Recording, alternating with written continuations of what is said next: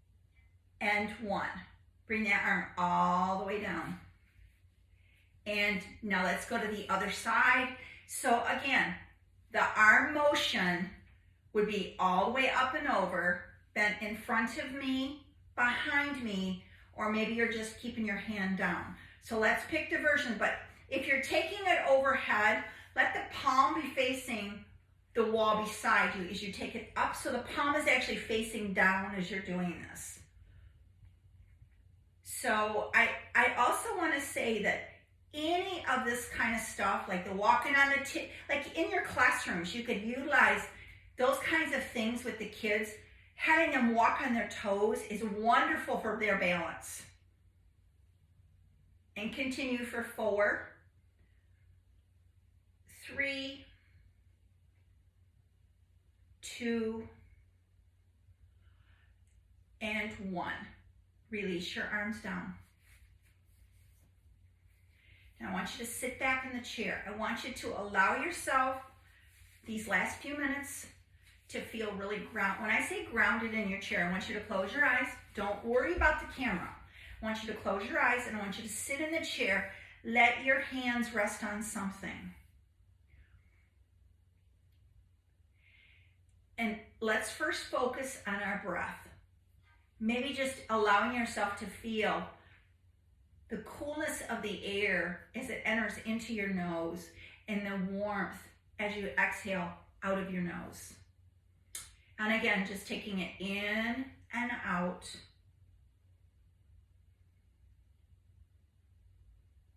Maybe dropping your chin down towards your chest to release, especially if you have neck problems. And now bring your head back up. And I want you to take the palms of your hands and I want you to rub them together. We did this in the workshop. And I want you to, we're going to revisit some of these things today. I want you to rub the palms of your hands together.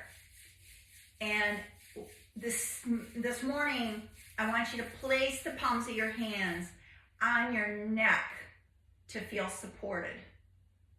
Maybe you drop your chin. So as I drop my chin, my head is actually supporting, like on the heels of my hands. And if you are by yourself in a room where it's quiet, even begin to make what I'm going to call a vocal breath. So that might just be inhaling and having an audible breath.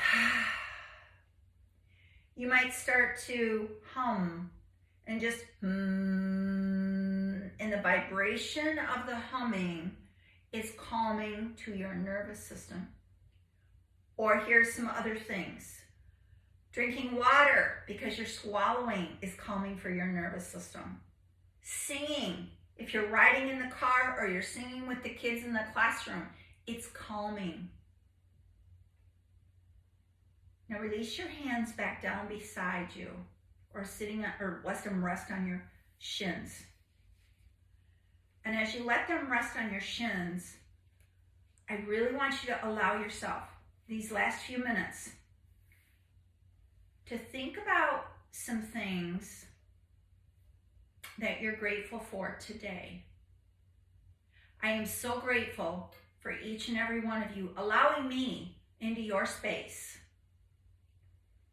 And whether you continue to do Pilates with me or you are watching my YouTube, so I do have a YouTube video and you will notice that these videos are even on there. People don't know though, but I don't usually upload them until a few days later. But I want to say that there's videos on there, some of them are very different, and so I've been adding them slowly.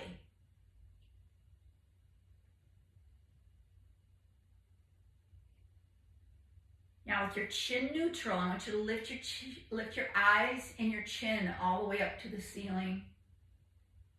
Bring it all the way back down towards your chest so you're going full range of motion here with your neck. So lifting it all the way up and all the way down. Bring it back to that neutral position and turn your head to the right one more time. Check in with that left side of your neck. Do you have tension? Bring it back to center and then go in the opposite direction. Bring it back to center. One more thing I want to just show you that's nice to relieve. So besides the neck massage, but you can also tip your head ever so gently, and it's not